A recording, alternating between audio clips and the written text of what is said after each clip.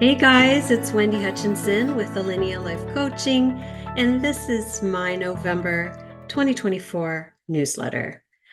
The theme this month is Be the Change You Want to See in the World. And it's been really weighing on my heart all of the events that are occurring globally. And I mean events through this entire year, not just the recent turn of events here in the United States. But it's really been kind of heavy on my heart. And I was thinking when I was creating this newsletter about how it all starts with us. You know, we get so externally focused that we don't want to take action, or we feel powerless around taking action to create a better world. And I think we have this misunderstanding that you have to be this famous person or have a huge following or be very wealthy to create impact in the world. And I find that that's just not true. It's so important to understand the power of who you are and how you show up in the world. It impacts your families, your friend circles, your neighbors, people you interact with every day, going out for coffee, the barista, the clerk at the grocery store. We have so many encounters randomly and intentionally where we have an opportunity to offer kindness and be the change. And in this month's newsletter, I share a story, and you may have seen it because I shared the story on my social media, which you can check out on Facebook. I'm Wendy.Hutchinson.60 on Facebook, or Alinea Life Coaching, or you can check out my Instagram at MamaHutch47. Anyway, I was driving to San Antonio, and I had really been in a space of kind of a little bit of defeat, honestly. Like I was just looking at all the events of the world. We had had these floods. We had had, a lot of debates happening, and the political energy was ramping here in the United States. And there just seemed like there was just so much heaviness out there, and a lot of toxicity, a lot of people losing things, their livelihoods, their lives, with these floods and things. So I was driving to San Antonio to see a friend, and it's a 3-hour drive. And 2 hours in, I see a billboard for Love's, which is a truck stop and gas station and a little convenience store place. And I think I should pull over. I should stop and make a pit stop. 2 hours in, it's a good marker, right? So interestingly, I pulled off, and then I saw Buc-ee's, which if you live in Texas or the South at all, Buc-ee's is the be all end all truck stop. It's got, shopping in there and food, and it's a thing in Texas. So I go, I'm gonna go to Buc-ee's. I go to the left lane, and I'm at the light. And the light turns green, and I kid you not, I find myself going across, 2 lanes of traffic. There was nobody coming. Just going, oh, no, I should go to Love's. And I'm pulled over to the right, and I pull into the parking lot, use the restroom, coming out into the hallway. And there is this very fit, large man who's probably in his late 40s, pushing his little Southern mama in her walker chair. She's sitting on it, adorable. And we make eye contact because I just open the door, and he says, "You think she's going to be okay in there? Can you check? Is it okay?" I could feel his anxiety because obviously couldn't take her in the women's bathroom. And the men's bathroom in a truck stop is probably not the place you want to take your little mama, right? To pee. So I said, "Oh, let me check." I ran in there. I was like, "She's going to be fine." And I could just feel how uncomfortable he was about her doing it on her own. And I said, "I'll take her. I'll take her." So we just slowly took our time. I was in no rush to get to San Antonio. I had time. So we, wandered in there. We got her to a handicap stall, waited. And then when she was coming out, I helped her with the door and we went to the sink and I could tell she was confused. She's a little bit confused. Um, and I thought, oh, I had a feeling like maybe Alzheimer's or maybe a little dementia or something was there. She was definitely very nonverbal, but the sweetest, how you can just tell. So I said, oh, you know, I'm going to have to put soap on her hands. Like she doesn't know how to, she couldn't get the soap, so we did that. And then I did the water and we just washed our hands together, in the water, got the paper towel, etc. And we were heading back out the door.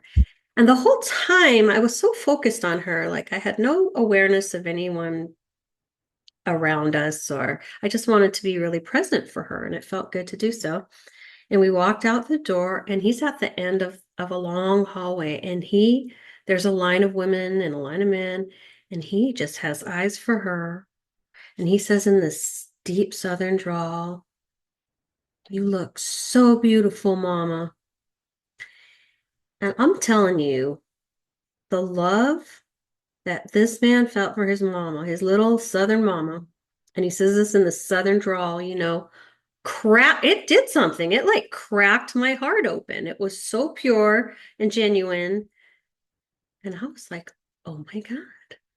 I started to get really emotional, you know. I'm getting kind of emotional telling the story.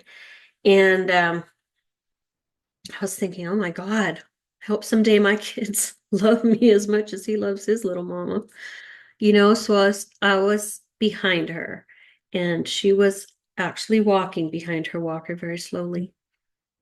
And I don't know how this happened, but I just ended up in this man's arms and we were just hugging and I was just sending him love because I felt so much love from him towards his mom. And I was just sending him unconditional love, So there was just like this unconditional love going back and forth and this beautiful hug.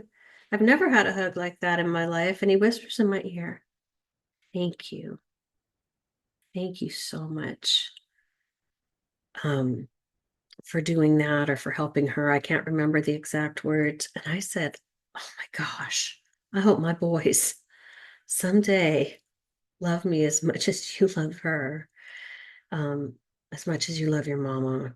And I just said, take care of y'all. And we parted ways. And some stranger walking by stops me and goes, "I've never seen anything like that in my life." And I was like, I was so like choked up and emotional. I don't even know what happened. I didn't even know what to say. I just smiled and I walked to my car. And I'm not kidding. Something happened there, like just touching pure love from a stranger.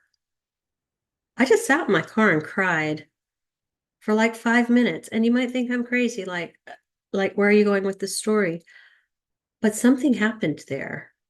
And I think sometimes we participate in something that is really special and you really can't name it or touch it, but you feel the impact of it or you witness it. You witness grace or compassion or kindness out on a playing field or just out grocery shopping, or you just see a human help another human in a crisis, like the videos we saw in the when with all the flooding that was happening. And I just saw something similar happen with the flooding in Spain too, where the entire communities just rallied to help and clean this town up that had devastating floods. They brought their tractors. They all showed up for each other.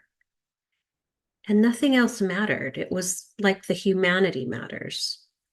Helping your fellow man mattered. And I share this story because it was very personal and impactful for me to receive that. And I'm still like want to cry talking about it.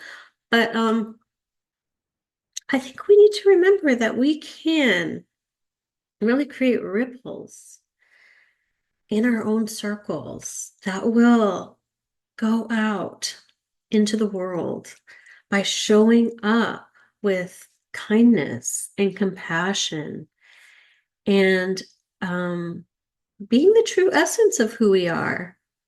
Because just a smile to a stranger can help someone, or an act of kindness, like paying for the coffee in the coffee drive-through line of the person behind you. I mean, there's so many little micro moments where we can offer grace, maybe to somebody who's struggling and having a hard time and maybe not showing up as their highest and best. I mean, there's so many moments where we can be kind.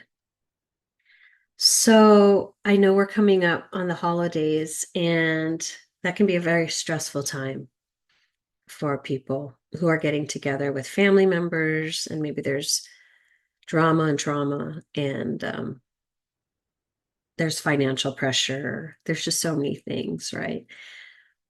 But I really want to remind you to just drop into your heart and try to have compassion for yourself and maybe make the right choices that are going to support you through the holidays. Maybe it's saying no to invitations, or it's just having beautiful family time with the kids, watching movies at home instead of going out and doing all the parties, or, whatever it is. Like, really check in with yourself and be aligned in your choices, but know that each of you matters, and your choices and how you live your life matters. And I think I have a good feeling about the holidays. I feel like we're all gonna really open our hearts to each other and ourselves, and it'll be a really beautiful, beautiful time. One last thing before we go, I wanted to let you know that I'm doing this workshop called The Reset. It's December 1st.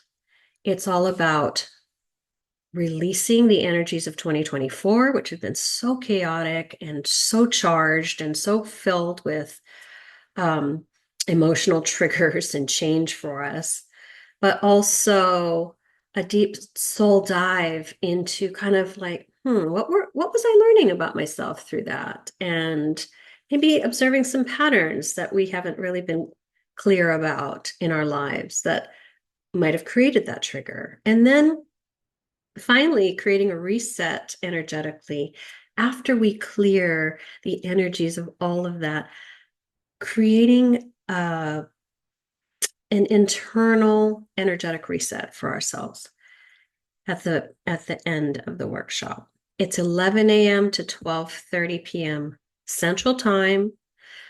I will include links in the written newsletter if you're viewing this in that format on your phone or laptop, or I will put comments and links in